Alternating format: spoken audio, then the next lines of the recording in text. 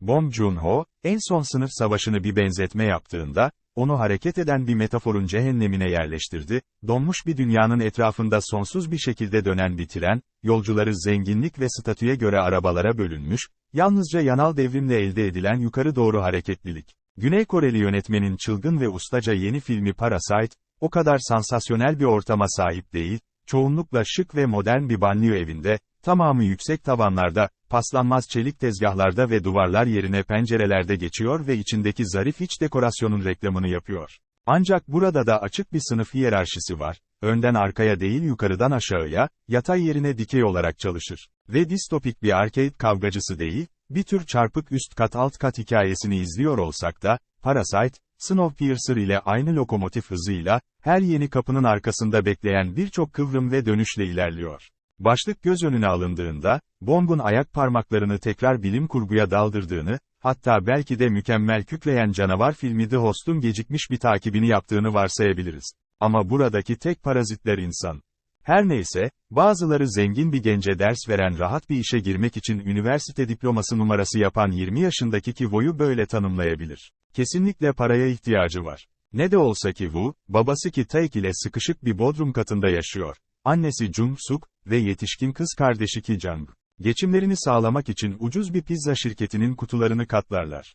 Dünyayla bağlantıda kalmak için, yakındaki bir kafeden zayıf bir Wi-Fi sinyali alarak mutfak lavabosunun üzerine çömelirler. Yok ediciler sokağa zehirli kimyasallarla püskürttüğünde, kimler pencerelerini açık bırakır, bir böcek sorunu var ve buna ücretsiz bir çözümü geri çeviremiyorlar. Parasite bu yıl Cannes'da Altın Palmiye ödülünü aldı ve kısaca geçen yılın galibi Shoplifters ile belli bir benzerlik taşıyor ve bu da yoksul bir aileyi geçinmek için ne gerekiyorsa yapmakla ilgilendiriyor. Ancak Bong'un sıkı sıkıya bağlı entrikacıları için, ne gerekiyorsa, 5 parmak indiriminin çok ötesine geçiyor. Ki-woo Havalı Park konutuna adım attığı andan itibaren, genç dahayenin akademik ihtiyaçlarının ötesindeki fırsatları fark ediyor gibi görünüyor. Annesi, paralı bayan. Park, rahat olduğu kadar saftır ve kendisine, Kevin, diyen Ki-woo, ebeveyn endişelerini hızla manipüle eder.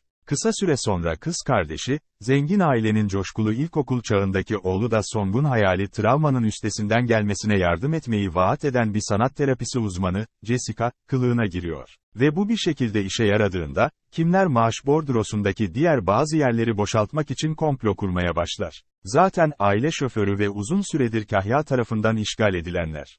Bir süreliğine, Parazit sadece saf şeytani bir eğlencedir, dolandırıcının %1'ini istemeden iş yaratıcılarına dönüştürdüğü bir tür dolandırıcı hikayesi. Keskin senaryoyu Okja yönetmen yardımcısı Han Jin-won ile birlikte yazan Bong, olay örgüsünün ayrıntılı entrikalarını bir soygun filmi gibi sahneleyerek planlama ve yürütme arasında hızla ileri geri gidip geliyor.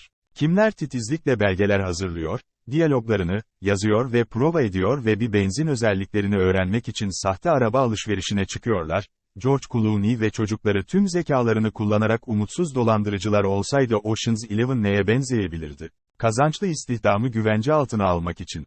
Yine de bu gerçekten filmin büyük tasarımının sadece yarısı.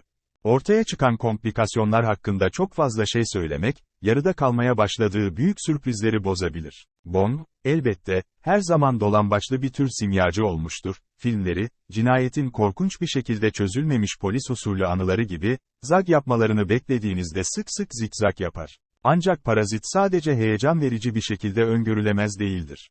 Amacı ile döner, yörüngeyi belirleyen sınıf politikası. Film, unutulmayanların yeraltı hayatlarıyla ilgili başka bir tür melez olan Jordan Peele'nin bizine, unutulmayanların hayatlarının altına eklenen, akraba bir ruh olduğu ortaya çıkıyor. Bong'un peşinde olduğu şey, kapitalizmin insanları uç noktalara itme ve hayatta kalmak için sıfır toplamlı bir oyunda onları birbirine düşürme şeklidir. Jung-suk, işverenlerinin bir noktasında, ayrıcalıklarının ve güvenliklerinin kişiliklerindeki kırışıklıkları düzelttiğini savunarak, para bir demirdir, diyor, iyi olmayı göze alabilirler. Çünkü hiçbir şey için savaşmak zorunda değildirler. Parazitin inkar edilemez bir sosyal vicdanı vardır. Ancak nadiren ahlaki hisseder. Kısmen, bunun nedeni Bong'un bu iç içe geçmiş klanlar arasında basit bir iyi, kötü ikiliği yaratmamasıdır.